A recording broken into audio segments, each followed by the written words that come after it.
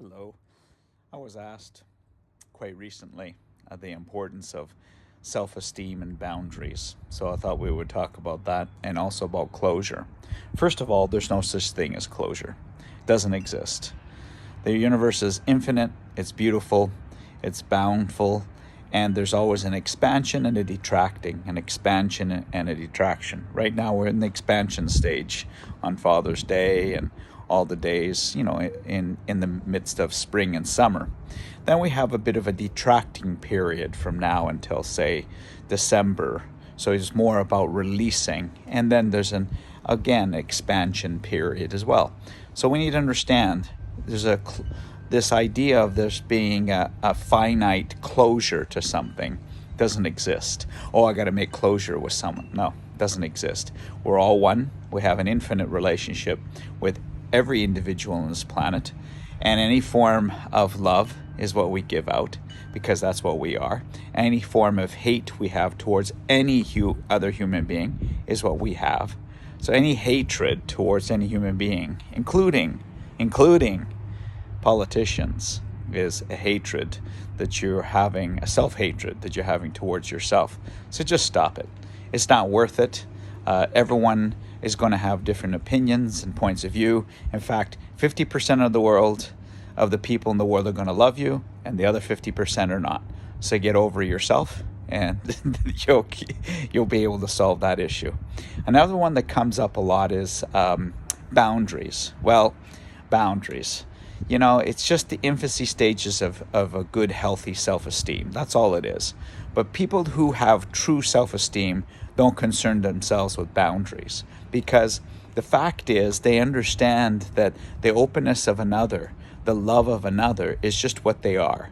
And if you need to create boundaries or limitations to the expansion that you're creating, then you're only stopping and stifling your own growth and your own willingness to release whatever has to be released, whether it's forgiveness, compassion, or equanimity towards other human beings. Because remember, love is easy, compassion is learned. There's many people that are learning the importance of compassion, but it's still a learned behavior. So learn how to expand. Forget about boundaries. Just know that when this feels good, move on. If it doesn't feel good, then you also move on.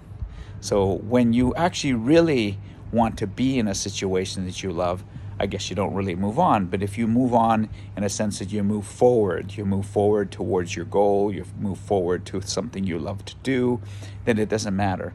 But I usually just enjoy every moment.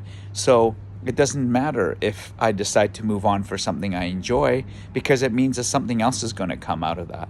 You see, if you can leave in circumstances when you still want to stay, then you know that the expansion will be beautiful. It'll be even more beautiful than the last time.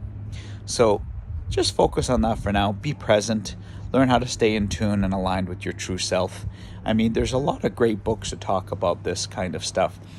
This is not earth science. This is nothing earth-shattering. But sciences, too, have a lot to teach us. That science has a lot of different trends, and those trends are not necessarily true. Medicine has certain things to teach us, and they also believe not everything they do is true.